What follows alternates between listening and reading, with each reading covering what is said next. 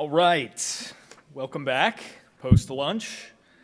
This is Getting the Sports Media Job You Want, even if it doesn't exist, as it will be presented by, we've got John Nicholson, the Director Emeritus of the Newhouse Sports Media Center at Syracuse, and Barry Gresham, Associate Professor, Austin Peay State. Making your own breaks, how to find the job you want, even if it doesn't exist, and finding the reps when experience is required. John, I will let you go ahead and take it away. Do you have the mic? Where did that go? It is over there. I did. It's in the chair. Fret not. Right, little mouse under the chair. Son? It is. That is. Thank you for coming. Testing 1, 2. Oh, look at that. That's a nice second.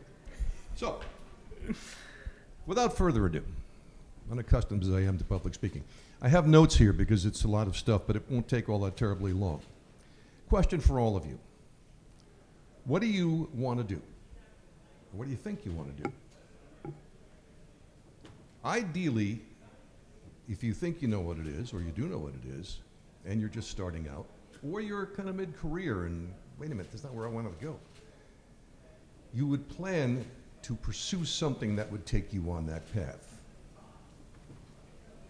A lot of people do that, and then they change direction in the middle because they realize the path isn't taking them where they want it to go. Depending upon the market that you are in, there could be any number of operations, print, broadcast, web, etc., that aren't doing much, if anything at all, in sports.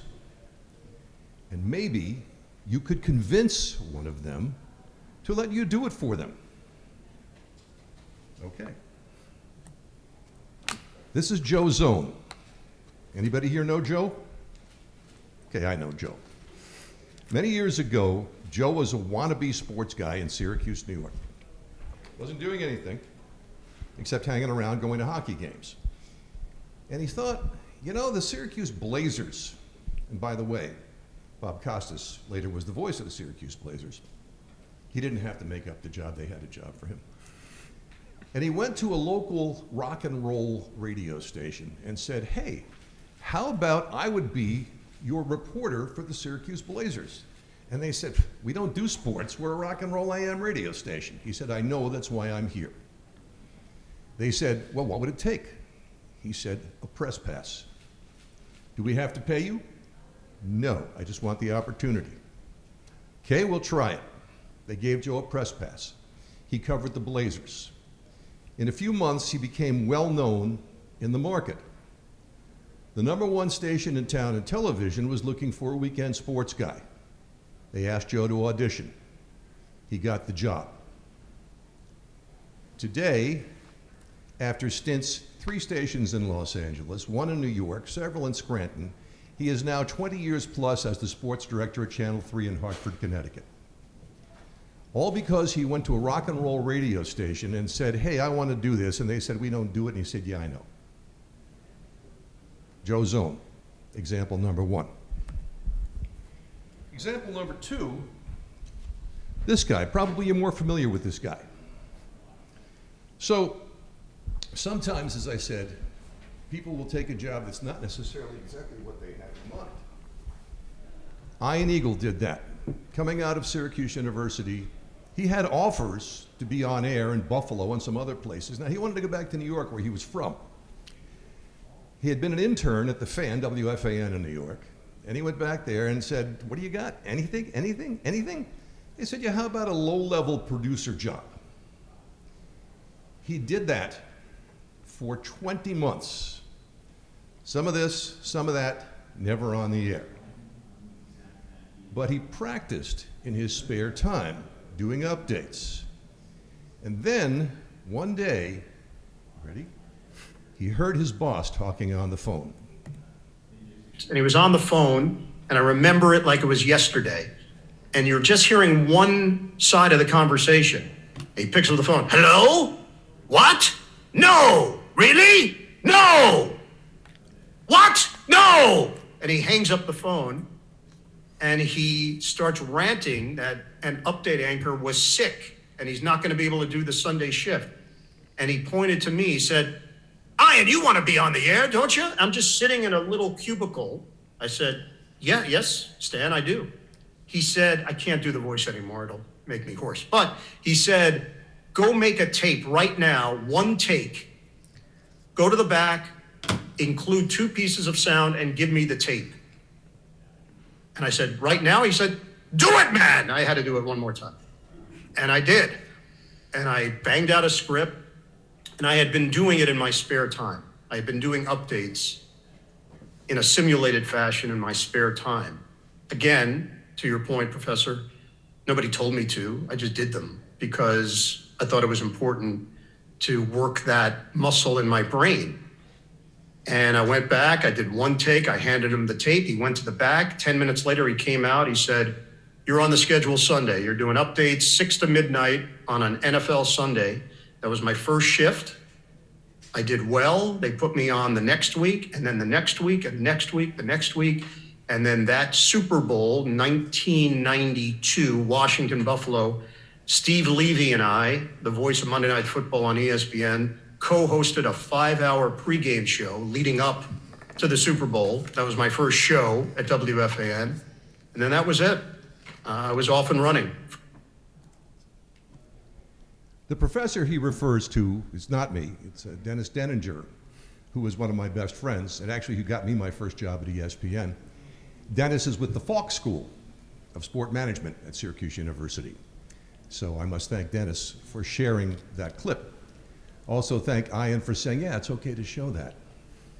What he did, and he kind of alluded to that in there, in that 20 months when he was behind the scenes, never getting a look at a microphone that he could talk into, he read every media guide of every major league sports team. Baseball, basketball, football, hockey. Didn't memorize them, but read through them.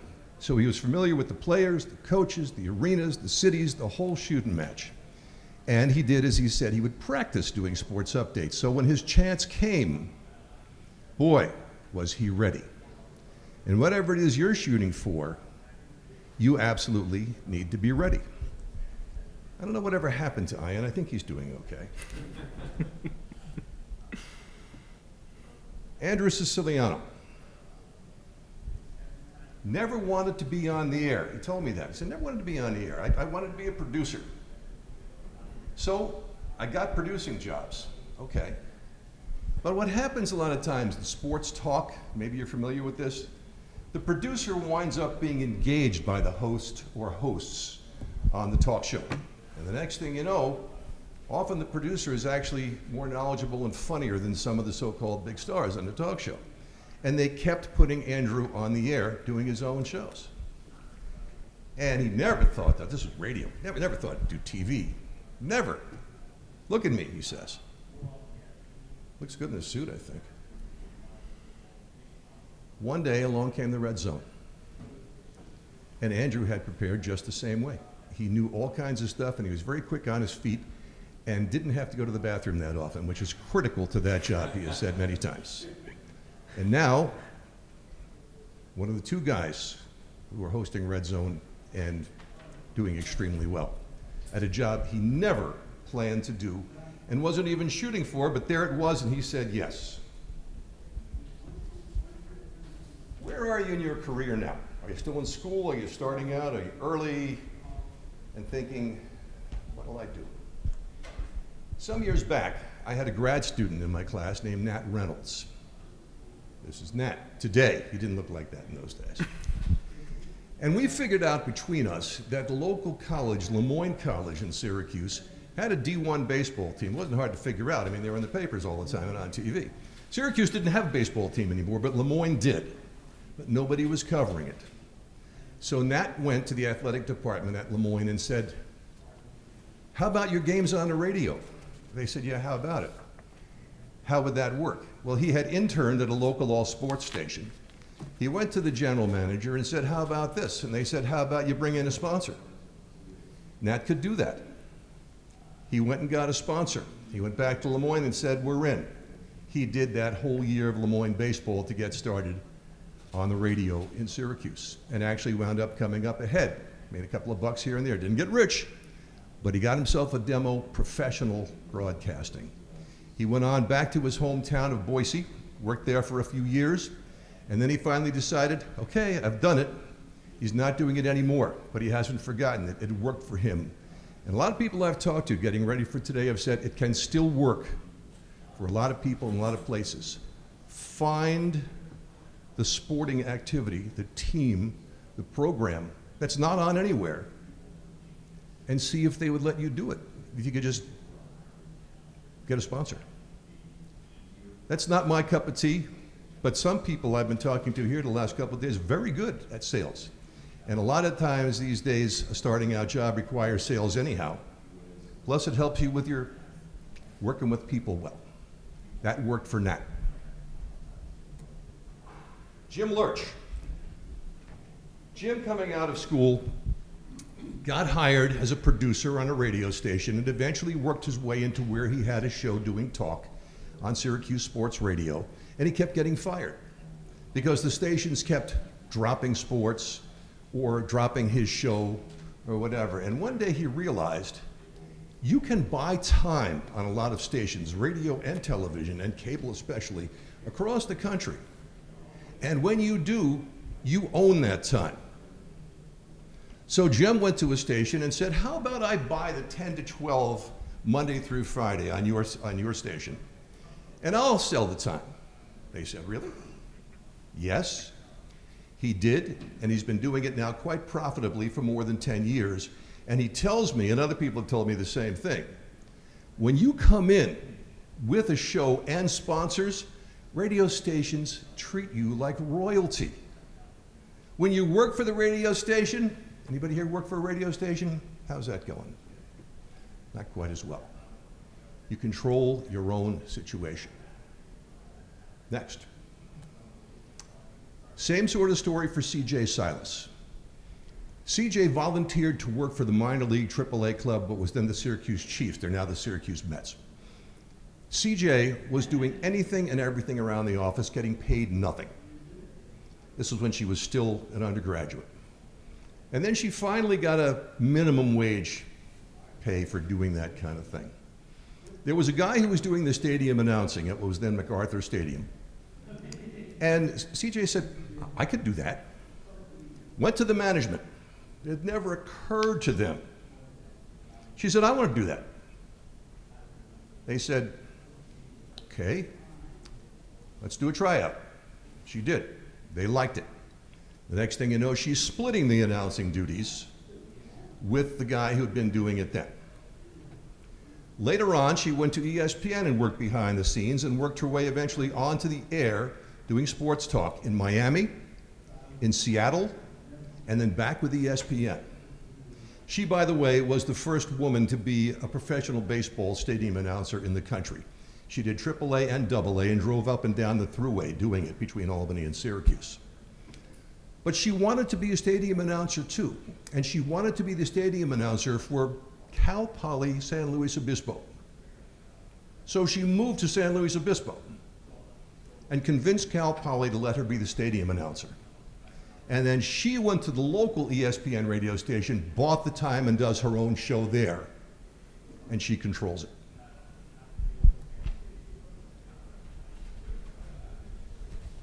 This guy was a fan.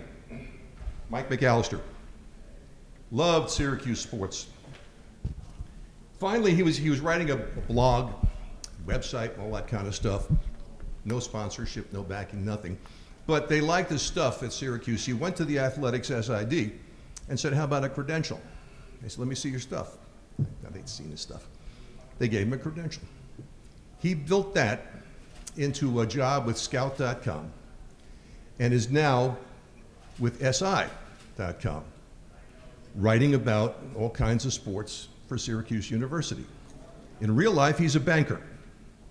This is his happy life. And now he says it pays almost enough to live on. You know her? If you don't know her, you should. This is a first woman to fill in the blank. Beth Mullins, high school all-star basketball and softball player, went to Lafayette where she was a star point guard, came back to Syracuse, got a master's degree, and did an internship with such unknown people as Mike Tirico at Channel 5. And the sports director was a guy named John Eves. Fortuitously for Beth, John decided that he was going to start a radio station in a little town called Homer in upstate New York. He liked Beth. He said, "Why don't you come and be my news director?" She said, "How about I also do sports?" He said, "Sure, pretty much do whatever you want to." Between that and volunteering hanging around the truck at first until finally, after she knocked on the door enough times, they gave her a shot on the TV. She worked for something called Super Sports, SU per Sports. ESPN noticed her, and the rest, well, you know the rest of that sentence, right? So now she's the first woman to, second woman to, and she's doing all the things that women didn't used to do. Why? She's talented, she's smart, she's experienced, she's a very good athlete, but mostly because she just kept after it and went to places that at first didn't even exist. Anybody know this guy? This is Matthew Berry. He was writing for a comedy show in Los Angeles. Not happy. He was a fantasy football nut. This was in the early days of fantasy football, and there was an outfit that some people were writing for. Matthew went to them and said, "How about can I write a column for you?" They said, "What would it cost?" He said, "I just want to be on the thing." "Okay, we'll give you a try." Sometime later, after he was a successful writer, the thing folded. So he started not one but two of his own websites about fantasy sports. Eventually, ESPN bought him out for a lot of money and then hired him to be the fantasy guy because he followed his passion and went to places where no job was available. The whole thing, in fact, was hardly available back then, and he built it into something that has made him rich and somewhat famous, albeit not necessarily to you. And finally, anybody know who this is? How many of you are interested in sports betting? Show me hands. Are you interested in reporting on sports betting? Do you know this is one of the most huge growth fields right now? You don't necessarily have to be a sports bettor. This is the prop queen, Ariel Epstein. Ariel was a fantasy sports nut when she was a girl in Rockland County, New York. And she was in all the boys' leagues. And they all kicked her out because she always won. So she started her own fantasy leagues. And she always won. And then she went to Penn State for a while, and then she went to Syracuse for a while. And she got herself a degree in broadcasting, and she got herself a little startup job out in East Carolina somewhere, doing weekend sports. But her passion was always the fantasy stuff. She realized that's pretty full up. But she also then realized that what she knew about teams and players and circumstances would translate pretty easily to sports betting. So she did some research and found out that there were some not too old companies who were doing this kind of stuff, but not one of them had a woman. So she reached the head of this company through LinkedIn and said, what I just said, "Hey, you got no women?" Yes, "Yeah." "Well, I'm a woman and I know stuff." Okay. He agreed to have lunch with her. He hired her. She is now on MLB Network. She's on internet. She's on the radio all the time. And she doesn't do who's going to win the game or by how much. She does strictly prop bets. Her winning percentage is about 60%, which is not too bad. She doesn't bet on all the stuff herself, but she is happy to give tips and get paid. She went in where nobody was looking for her, nobody was looking to fill a slot, there was no slot. She made the slot. That's just a few examples. Now, I can tell you this, so I will. All these things and many, many more examples that are out there, chances are you may have done this yourself somewhat, or you may know people who have. It's never easy. You have to work some portion of your anatomy off. No matter what you're trying to do in this racket. This is a tough racket. Probably you already know this. But if you're willing to commit to it and work hard, really hard, chances are you'll have some success. Now you might be asking the question, but what if I have to have experience to do the job, to get the job? How do I get the experience? Barry. Thank you, sir. Getting the experience, the toughest part of this business, especially if you're starting out. I know we do have a couple of college students in here. Where are you in college at? I'm gonna have a seat if you don't mind. I'm about to go to college. Okay, where at? Syracuse. Oh, okay, good deal. And then MTSU back there, yeah. Anybody else? Yeah. Sort of. Okay. All right. Well, I teach at Austin Peay. We're the Syracuse of the South in Clarksville, Tennessee, about an hour north of Nashville. And I'm in my 11th year at Austin Peay. And one of the things that we have incorporated in the classes to get the students additional experience, and it would work well for you if you're trying to get the reps or trying to get into the business, just to get some things on tape, is one is a requirement in my intro to sports communication class is I teach the class in the fall, and each student has to go be a stringer, a reporter on a high school football game. They have to record a 15 to 20 second quick update wrap, and it actually gets aired on the game of the week on the commercial station in town. It terrifies pretty much everyone in the class except those that are really wanting to get into this business, but it gives them a chance to cover a game as a reporter would and actually record a 15, 20 second wrap, and it actually gets aired.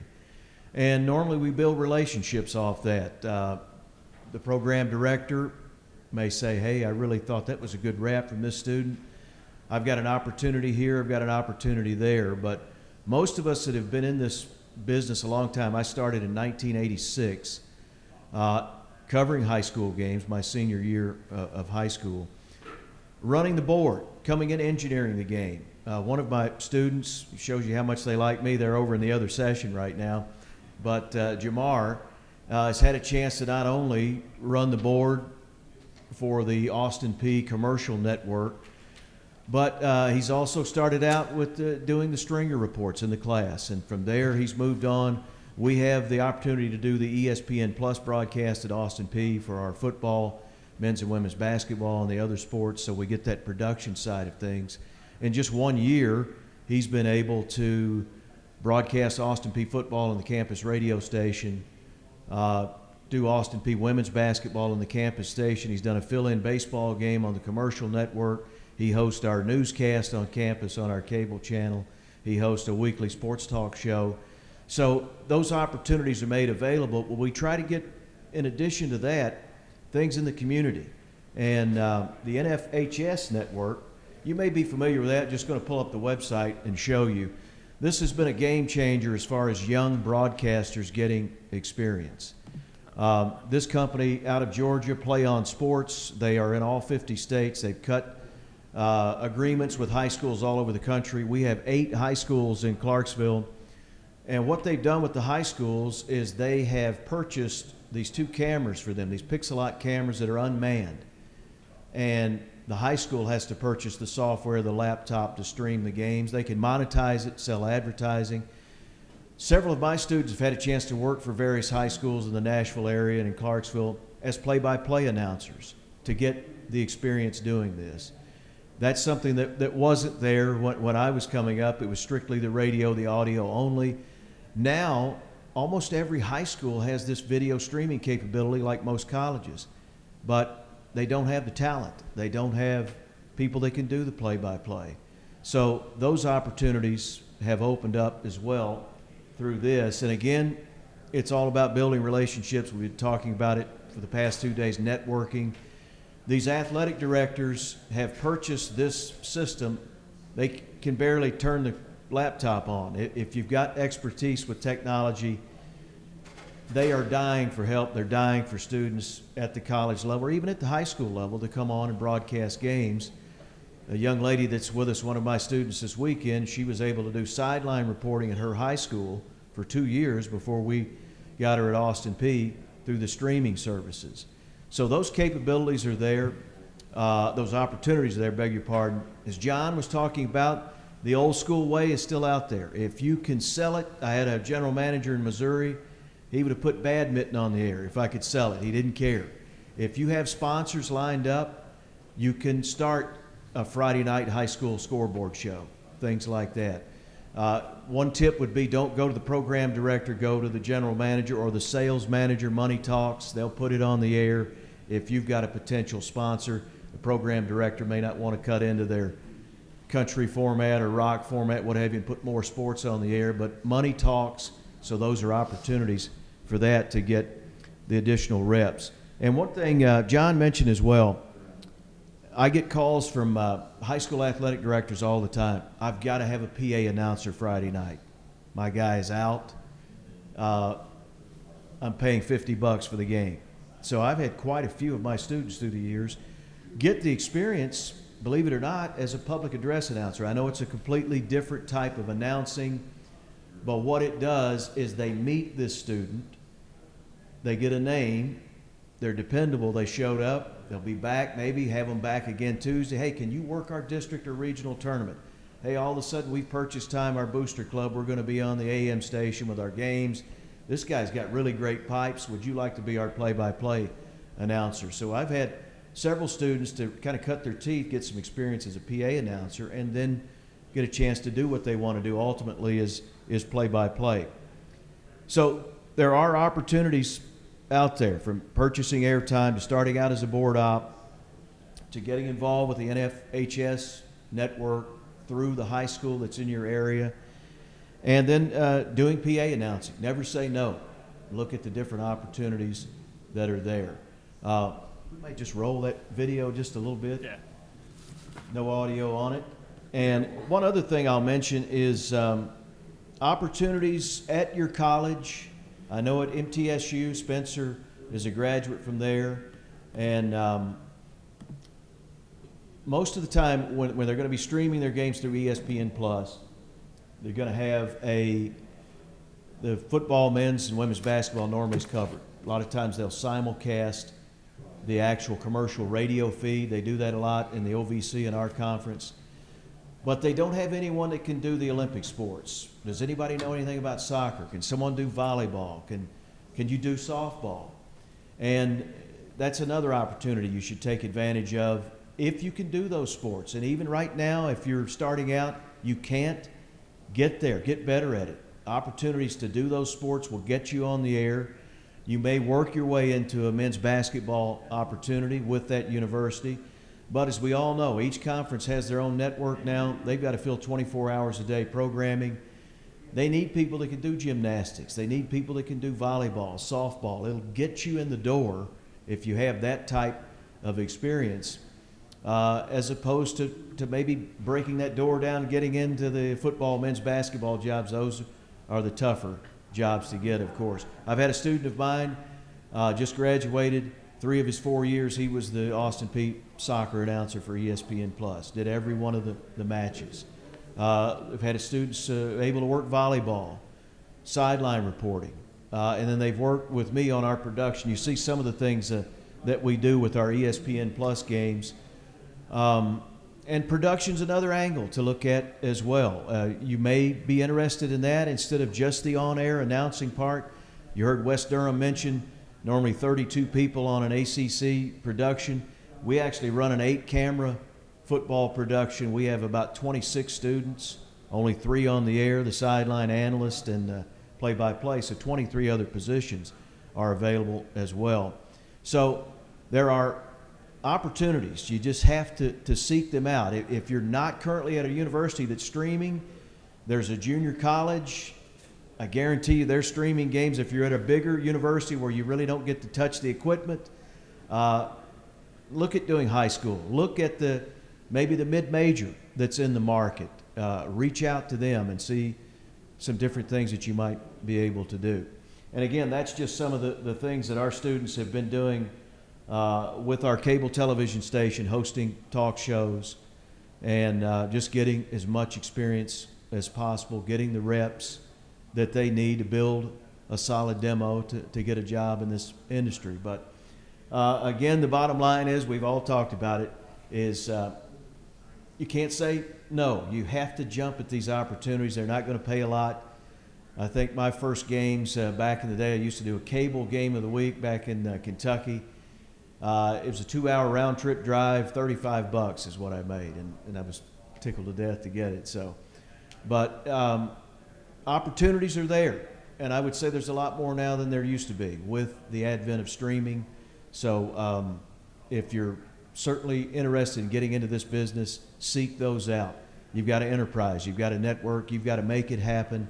Use your professors, contacts that I have, that John will have at your university, and go from there.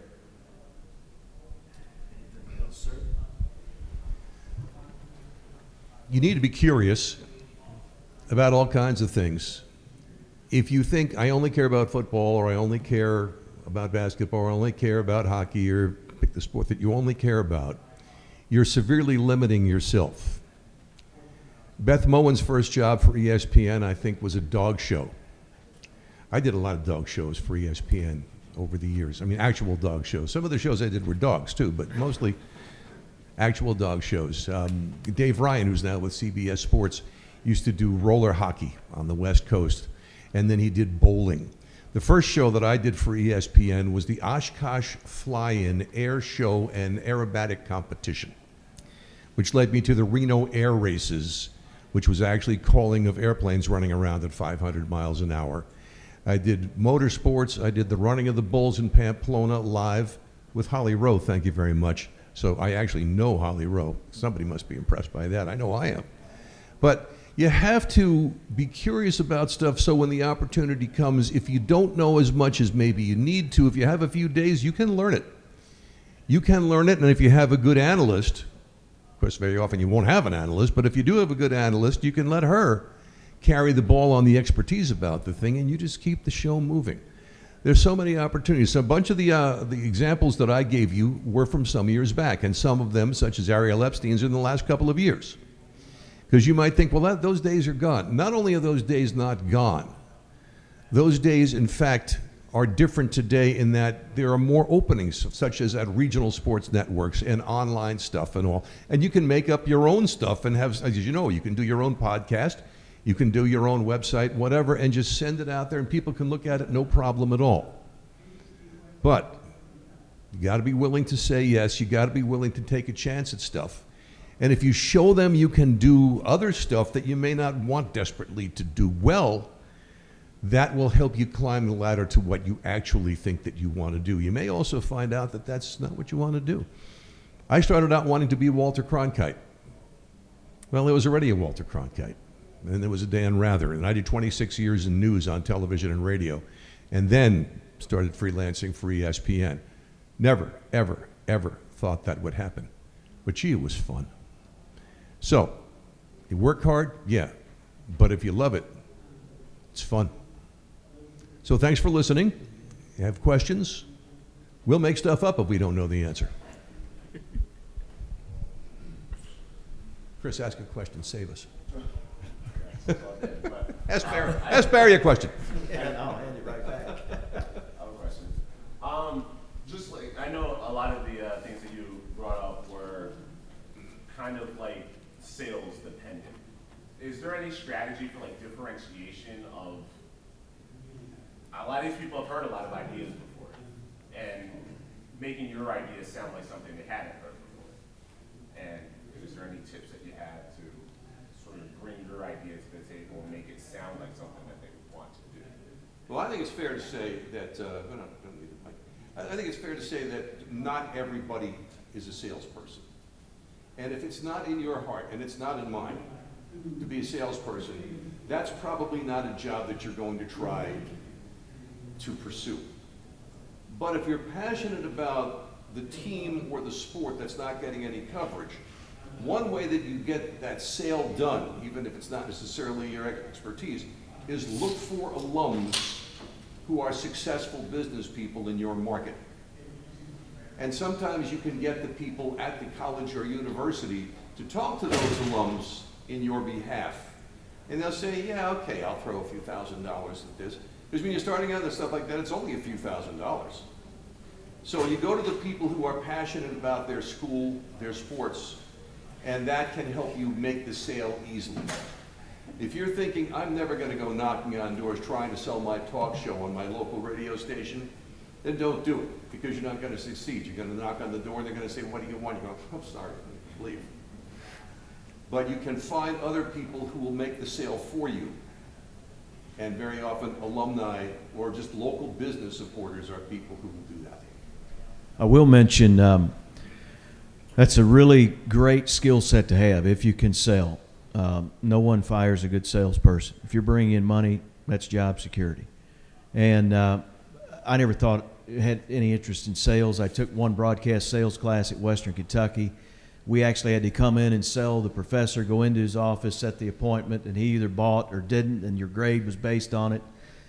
I sold him that day, so I passed the class. But I got into radio sales as broadcasting games through the years, and then worked with an ad agency. And then it helped pay off for me as I had a position basically created for me at Tennessee State University. I became the Associate Athletic Director for Broadcasting, Sales, and Marketing because I could sell. And they knew I could broadcast. I was already doing their games, but this position I moved from the academic side and managing campus radio to an administrative position. Did it for about 8 years as an associate AD and completely burned out. 80-hour weeks in college athletics will finish you off because you're traveling with the team, you're constantly gone, but you're trying to sell in the off season. And so although it was an opportunity that I think opened up because I could sell, had the experience doing it, I realized after doing it that long, it's not what I wanted to continue doing. But again, if you're starting out, you've got a fraternity brother or whatever that's got a dad that runs or mom runs an insurance business, and you can get them on board and maybe 2 others to sponsor your Friday night high school scoreboard show. You go in, talk to the general manager, sales manager, and say, these are my 3 sponsors.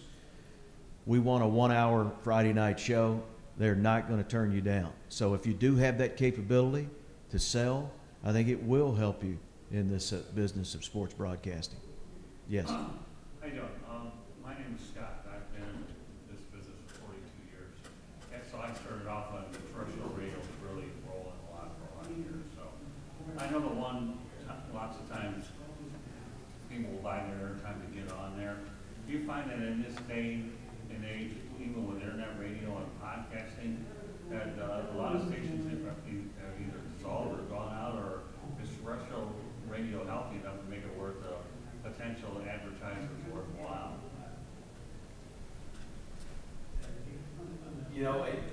What I can say to that is when you get in certain communities, that is the sport. I mean, where I grew up, my hometown's Hopkinsville, Kentucky, a little over an hour from Nashville.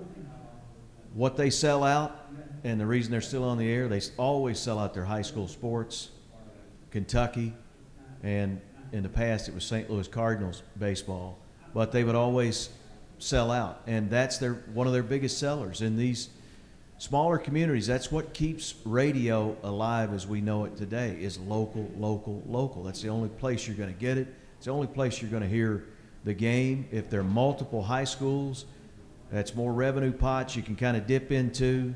If you get a booster organization in Bowling Green, Kentucky, when I was in college there, their football booster club paid to put the games on the air. I ended up doing their games for a couple of years when I was in college. And I was paid by the Booster Club. They paid the station. They paid me to do play-by-play. And never really saw a rating number, but, you know, they went to 2 state championships in my 2.5 years. And I would say our numbers were probably as good as Western Kentucky's games in town because that much community support got behind the team. So I still think in the local community, the radio station is still there. Maybe the daily newspaper's gone away, but radio it's still alive. It's still out there. Well, not only so much for play-by-play, but what about just having your own show, like 2, 3, 4, 5 times a week, you know, whether it's a call-in show and so forth. That's at this particular point, you know, nowadays a lot of people are trying to have their own shows, whether it's 1 hour a night for 5 days a week, you know, or whatever, or on the weekend. Because I'm from the Detroit area, so that's where I got my origination on it. And again, I know things have changed a lot, but you know, we had a 6-hour show on Saturday night. We put content together, but we traded our services for the morning drive to help them out for that. But also there was a monetary aspect about getting sponsors as well. I guess my question is how relevant terrestrial radio is compared to the fact that you have more competition amongst podcasts, internet radio, and so forth. I guess that's the thing that I'm wondering about. I think it's kind of a long shot for the kinds of things you're talking about, but not an impossible shot. And what you really have to do, and this younger generation is pretty adept at this, is use a whole bunch of platforms and cross-promote on everything. I had a sales manager at WBNR, Beacon, Newburgh, New York, many years ago named Bobby Outer, who also did play-by-play for West Point football, which always impressed the heck out of me.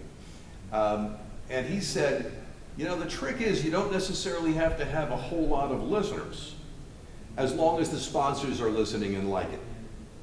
And sometimes it's sponsors just like their commercials, and you can put anything on there. But if you can find a couple of sponsors out there who like your radio station or who like your podcast or who like any kind of platform that you're working on, that's who you have to make happy first. There are literally millions of podcasts now, and no offense, folks, but most of them are pretty committed. Please, come on, man. A lot of people don't understand that how you get on with a good podcast is not to come on and say, hey, it's me, Joe, and it's Bill, and how was your week? Oh, man, it really sucked. Oh, shut up. Good podcasts get your attention right away, and good podcasts get people talking to each other on social media, on various other platforms, and people start checking out your podcast. If it's good and if it's interesting, you will build audience. And audience then will bring sponsors, and the sponsors will listen to you talking about them, and all those things tie together, and they can be successful. But it takes a ton of hard work, and you can't just start it up and say, okay, here we go. No, you don't. You have to keep after it all the time. But people who are successful with it, man, are they successful with it, and you can see and hear them everywhere. And you can advertise your own self. You can do trade outs, for instance, for billboards and stuff like that, old-fashioned, old school, and then everything that modern technology brings as well. Here, there, get people talking, and you've got a shot. So you're saying terrestrial radio is one avenue, try to cross-promote it with the others, and try to grow. Yeah. Or you can start on a couple of platforms at once. But the point is, you can't just put it on one place and then hope people find it, because they won't.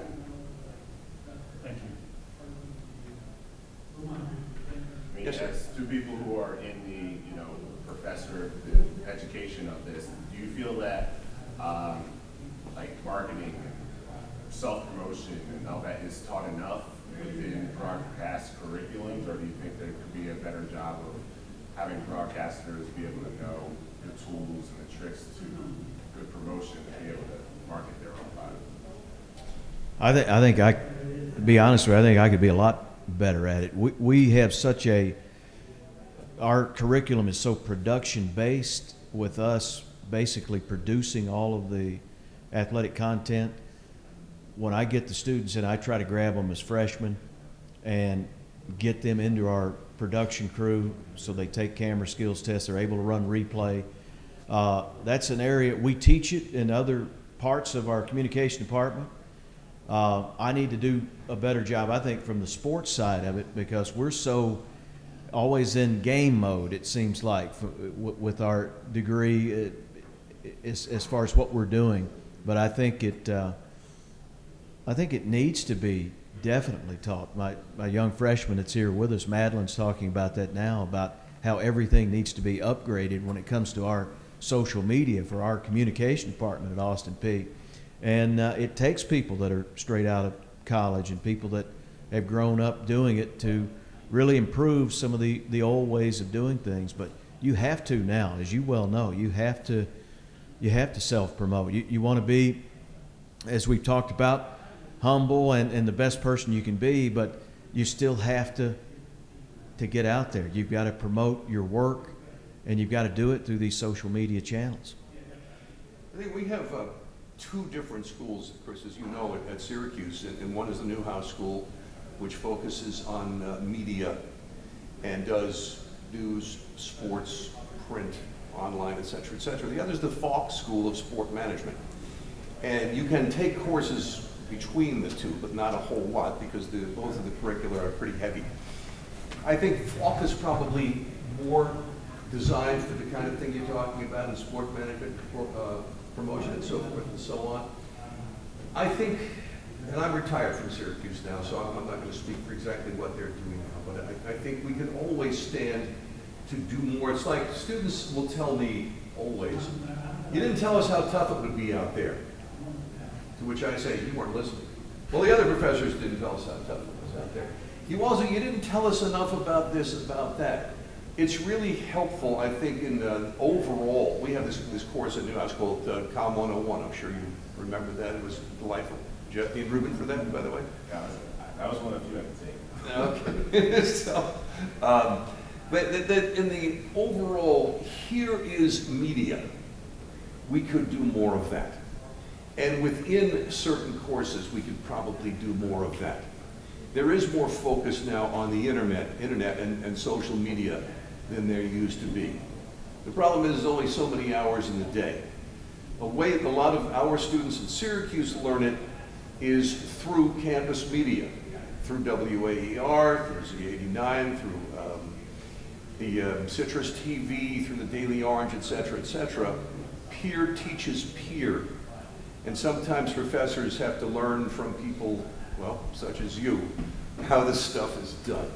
But you probably can't tell people too much about that. It's like every time you tell people, oh, this is going to be work, you're going to get one of two responses usually. Never mind, not for me, or yeah, I'm ready. The people who say, yeah, I'm ready, and then they go do it, are almost certain to succeed in one way or another. There's something else I want to bring up, which wasn't a question, but what the heck. A lot of people, when you start out, as I said earlier, my big plan when I was a desk assistant at ABC Radio, carrying coffee around, was to be Walter Cronkite one day. I never got to be Walter Cronkite, much surprising, or would have that job. But I did get to anchor the news in several top 20 markets. And I got to do a whole lot of shows that aired on ESPN. And I thought, this is great. This is great. I have good friends who are network correspondents and who are network sports guys. And I'd be dropping names here, but what for? You know these people who they are. They will tell you two things. One, I love my job. Two, it can really bear down on you from time to time. So what a lot of people do, and I'll give you an example of somebody I think is terrific, this guy named Anthony Calhoun. Anthony is a sports director in Indianapolis. He worked out of Syracuse at Channel 5 in Syracuse and then went to Indianapolis. He's been there ever since. Anthony is very talented. He could be working at the network. He's done stuff for ESPN. But he has built such a reputation in Indianapolis. He's like the king of the town. He has his own golf tournament that's raised millions of dollars for charity. He's happy in Indianapolis. Other people get to medium-sized markets, even not quite medium-sized markets, and realize, it's not that expensive to live here. It's a nice place to live. It's a good place to raise my kids, and I can do what I love. Sometimes you get to the top of the mountain and you look around and like Peggy Lee, you could look up who she was. You say, is that all there is? Sometimes you find your place on what you think is a journey to someplace else. So don't count that out either. There are possibilities everywhere. Why, you could be a star in Boise if you wanted to. It's possible. Not me, of course. Any more questions? That seems like a good note to end on. Cool. Well, John, Barry, thank you guys very much. This was good, productive. Thank you guys for questions. Individual conversations are welcomed. If not, enjoy everything else. Anybody say Charles Barkley yet? Not yet.